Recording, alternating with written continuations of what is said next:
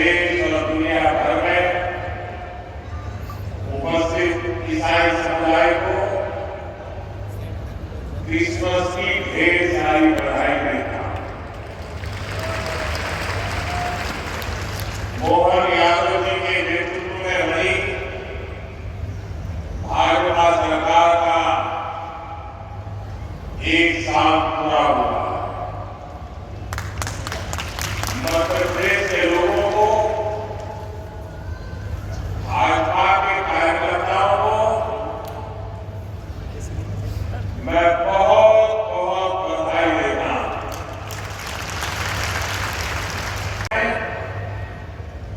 MP में विकास को एक नई गति मिली है।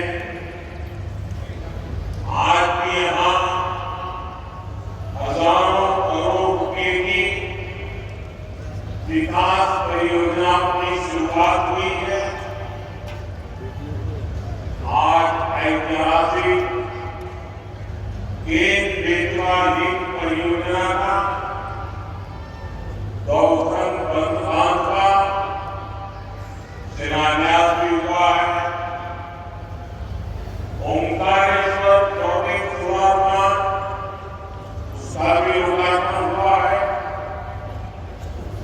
और ये मध्य प्रदेश का पहला फ्लोटिंग प्लांट है। मैं इन परियोजनाओं के लिए एमपी के लोगों को ढेर सारी बधाई देता हूं। साथियों, आज हम सभी के लिए बहुत ही प्रेरणादायी दिन है। आज श्रद्धेय अटल जी की जन्म जयंती। आज भारत रत्न अटल जी के जन्म के 100 साल हो रहे हैं। अटल जी की जयंती का ये पर्व सुशासन की, सुसेवा की हमारी प्रेरणा का भी पर्व है। थोड़ी देर पहले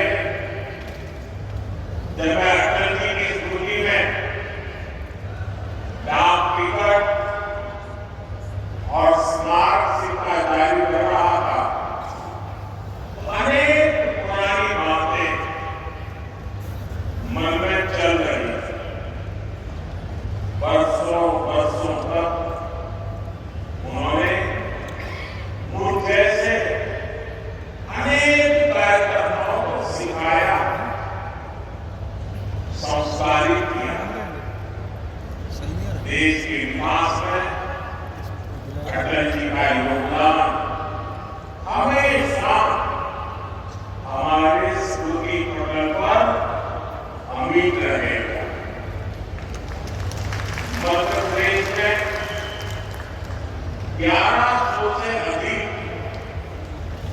अटल ग्राम सेवा सदन के निर्माण का काम आज से शुरू हो रहा है।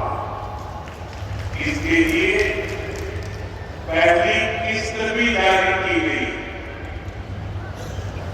अटल ग्राम सेवा सदन गांवों के विकास को नई गति देंगे। साथियों, हमारे लिए सुशासन दिवस सिर्फ एक दिन का कार्यक्रम नहीं है। गुड गवर्नेंस, सुशासन भाजपा सरकारों की पहचान है। तीसरी बार केंद्र में भाजपा की सरकार बनाई। मध्य प्रदेश में आप सभी लगातार भाजपा को चुन रहे हैं। इसके पीछे सुशासन का भरोसा ही सबसे प्रबल है। और मैं तो जो विद्वान लोग हैं, जो लिखा पट्टी एनालिसिस करने में माहिर है, ऐसे देश के गणमान्य लोगों से आग्रह करूंगा कि जब आजादी के 75 साल हो चुके हैं, एक बार इवोल्यूशन किया जाए। 100-200 विकास के, जनहित के, गुड गवर्नेंस के पैरामीटर निकाले जाए और फिर जरा हिसाब लगाए कि कांग्रेस सरकारें जहां होती हैं वहां क्या काम होता है, क्या परिणाम होता है। जहां लेफ्ट वालों ने सरकार चलाई, कम्युनिस्टों ने सरकार चलाई, वहां क्या हुआ। जहां परिवारवादी पार्टियों ने सरकार चलाई, वहां क्या हुआ। जहां मिली-जुली सरकारें चली, वहां क्या हुआ। और जहां जहां भाजपा को सरकार चलाने का मौका मिला, वहां क्या हुआ। मैं दावे से कहता हूं, देश में जब जब भाजपा को जहां जहां भी सेवा करने का अवसर मिला है, हमने पुराने सारे रिकॉर्ड तोड़ के जनहित के, जन कल्याण के और विकास के कामों में सफलता पाई है।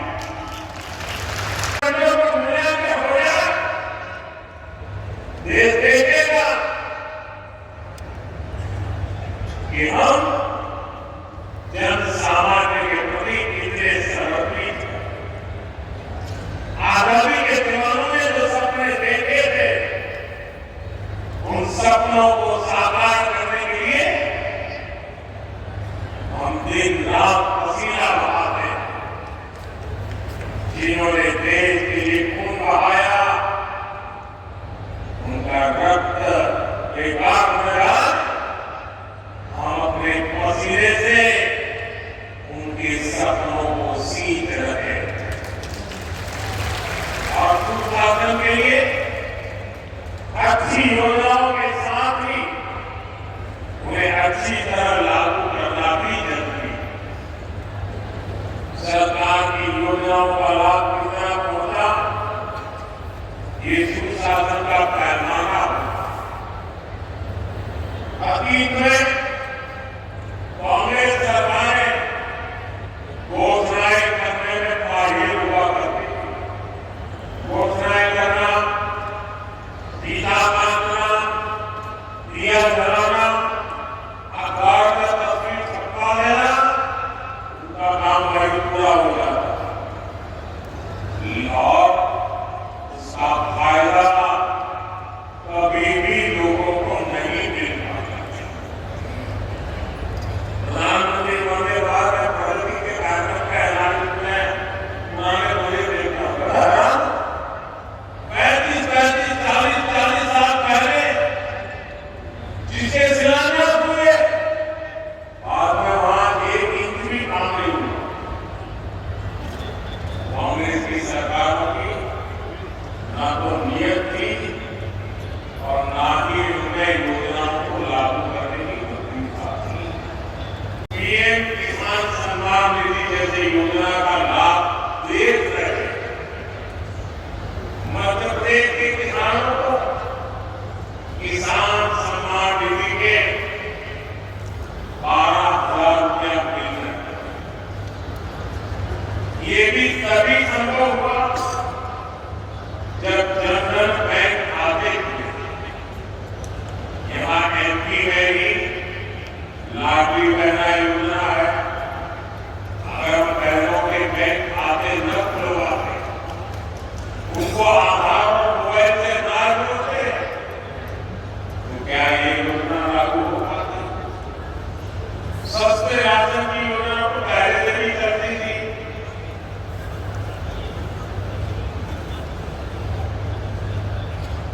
लेकिन गरीब को राशन के लिए भटकना पड़ता।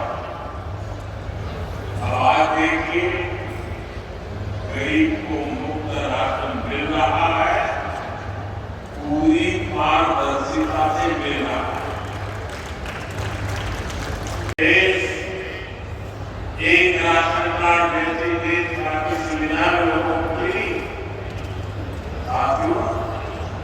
सुशासन का मतलब ही यही कि अपने ही हक के लिए नागरिक को सरकार के सामने हाथ फैलाना न पड़े,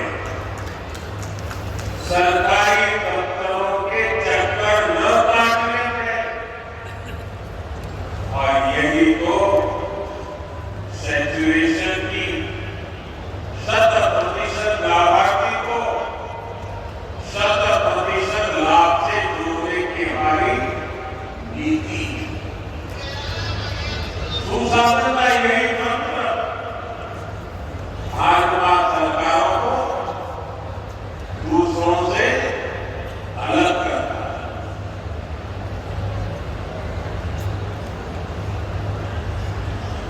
आज पूरा देश इसे देख रहा है, इसलिए देश बार-बार भाजपा को चुन रहा है। साथियों, जहां सुशासन होता है वहां वर्तमान चुनौतियों के साथ ही भविष्य की चुनौतियों पर भी काम किया जाता है। लेकिन दुर्भाग्य से देश में लंबे वक्त तक कांग्रेस की सरकारें रही। कांग्रेस गवर्नमेंट पर अपना जन्मसिद्ध अधिकार समझती है, लेकिन गवर्नेंस का उसे शक्तिशाली नाता रहा है। जहां कांग्रेस वहां गवर्नेंस हो ही नहीं।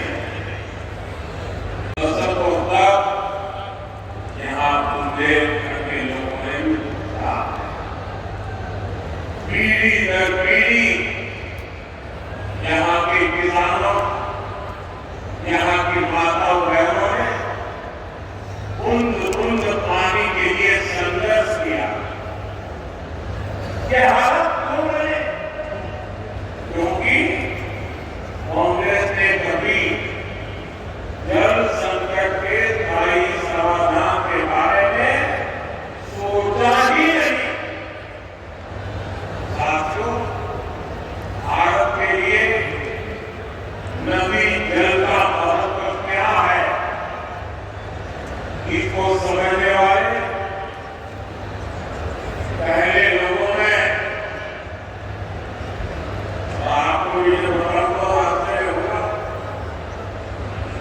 यहाँ किसी को भी पूछ लीजिए, हिंदुस्तान में किसी को पूछ लीजिए कि देश आजाद होने के बाद सबसे पहले जल शक्ति, पानी का सामर्थ्य, पानी के लिए दूरदर्शी आयोजन, इसके विषय में किसने सोचा था, किसने काम किया था?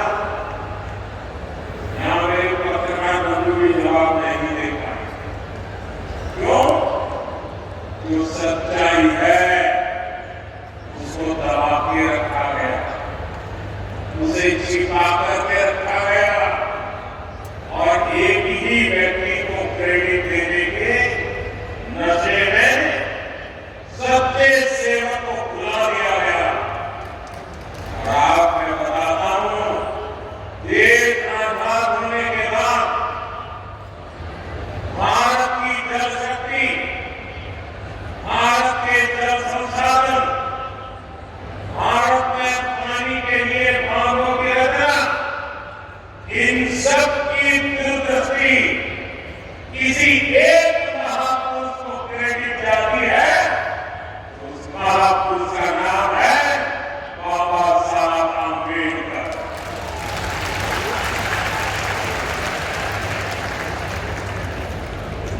भारत में जो बड़ी नदी घाटी परियोजनाएं बनी, इन परियोजनाओं के पीछे डॉक्टर बाबा साहब आंबेडकर का ही विजन था।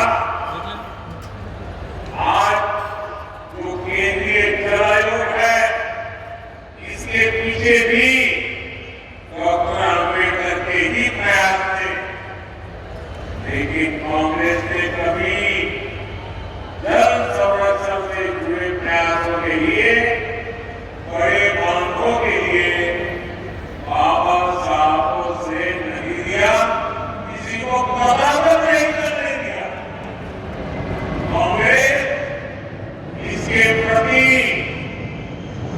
भी कभी नहीं रही। 8-7 दशक बाद भी देश के अनेक राज्यों के बीच पानी को लेकर कुछ न कुछ विवाद है। जब पंचायत से पार्लियामेंट तक कांग्रेस का ही शासन था, तब ये विवाद आसानी से सुलझ सकते थे। लेकिन कांग्रेस की नीयत खराब थी, इसलिए उसने कभी भी ठोस प्रयास नहीं किए। साथियों, जब देश में अटल जी की सरकार बनी तो उन्होंने पानी से जुड़ी चुनौतियों को हल करने के लिए गंभीरता से काम शुरू किया। लेकिन 2004 के बाद उनके प्रयासों को भी ऐसी अटल जी की सरकार गई, वो सारी योजनाएं, सारे सपने ये कांग्रेस वालों ने आते ही ठंडे बस्ते में डाल दी। हमारी सरकार देश भर में नदियों को जोड़ने के अभियान को गति दे रही। केन-बेतवा लिंक प्रोजेक्ट का सपना भी अब साकार होने वाला। केन-बेतवा लिंक प्रोजेक्ट से बुंदेलखंड क्षेत्र में समृद्धि और खुशहाली के नए द्वार खुलेंगे। छतरपुर, टीकमगढ़, भिवाड़ी, पन्ना, दमोह और सागर सहित मध्य प्रदेश के 10 जिलों को सिंचाई सुविधा का लाभ मिलेगा। अभी मैं कह रहा था, दुनिया के अलग-अलग जिलों के किसानों से मिलने का मौका मिला। मैं उनकी खुशी देखा, उनके चेहरों का आनंद देखा। उनको लगता है हमारी आने वाली पीढ़ियों का जीवन बन गया। साथियों, उत्तर प्रदेश में जो बुंदेलखंड का हिस्सा है, उसके भी आंध्रा, महोबा, ललितपुर और झांसी जिलों को फायदा होने वाला। साथियों, मध्य प्रदेश देश का पहला राज्य बना है जहां नदियों को जोड़ने के महाअभियान के तहत 2 परियोजनाएं शुरू हो गई हैं। कुछ दिन पहले ही मैं राजस्थान में था। माली सिंह चंबल और केन-बेतवा लिंक परियोजनाओं के माध्यम से कई नदियों का जुड़ना तय हुआ। इस समझौते का बड़ा लाभ मध्य प्रदेश को भी होने जा रहा है। साथियों, 21वीं सदी की सबसे बड़ी चुनौतियों में से एक है जल सुरक्षा। 21वीं सदी में वही देश आगे बढ़ पाएगा, वही क्षेत्र आगे बढ़ पाएगा जिसके पास पर्याप्त जल होगा और उनकी जल प्रबंधन होगा। पानी होगा तभी खेत खलिहान खुशहाल होंगे। पानी होगा तभी उद्योग धंधे खुलेंगे। और मैं तो उस गुजरात से आता हूं जहां के ज्यादातर हिस्सों में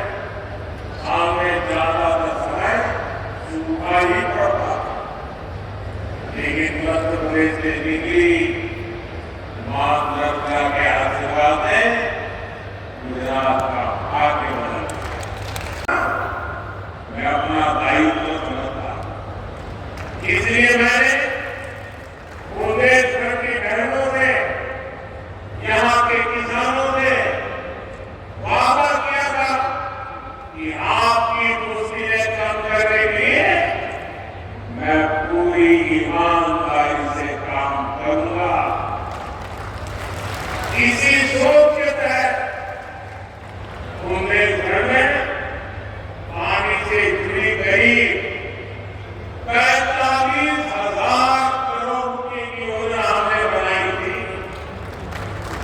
हमने मध्य प्रदेश और उत्तर प्रदेश की भाजपा सरकारों को निरंतर प्रोत्साहित किया और आज केन बेतवा लिंक प्रोजेक्ट के तहत गौधन बांध का भी शिलान्यास हो गया है। इस बांध से सैकड़ों किलोमीटर लंबी नहर निकली। बांध का पानी करीब 11 लाख हेक्टेयर भूमि तक पहुंचेगा। साथियों, बीता दशक भारत के इतिहास में जल सुरक्षा और जल संरक्षण के अभूतपूर्व दशक के रूप में याद किया जाए। हर घर नल से जल पहुंचाने के लिए राष्ट्रीय मिशन शुरू किया। आजादी के बाद 7 दशक में सिर्फ 3 करोड़ ग्रामीण परिवारों के पास ही नल से जल नल कनेक्शन था।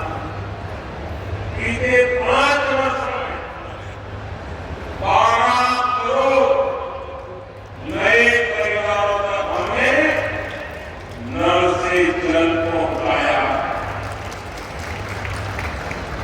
इस योजना पर अभी तक 3.5 लाख करोड़ से अधिक खर्च किया गया।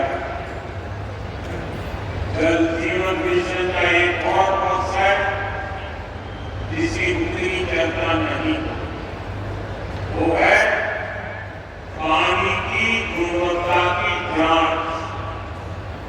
पीने के पानी को टेस्ट करने के लिए देश भर में 2100 वाटर क्वालिटी लैब बनाई गई। पानी को टेस्ट ऐसी 100 के करीब बड़ी सिंचाई परियोजनाएं थी तो कई दशकों से अधूरी पड़ी थी। हजारों करोड़ रुपए खर्च करके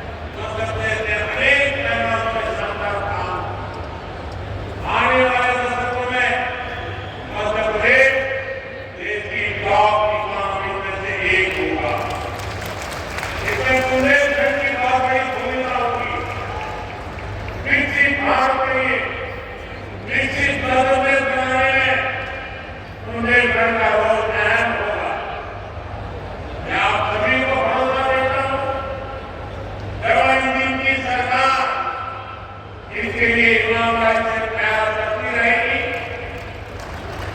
एक बार फिर आप सभी को ढेर सारी शुभकामनाएं। आपके संबोधन में आपने हमें व्यक्त किया, बाकी हमें ये विश्वास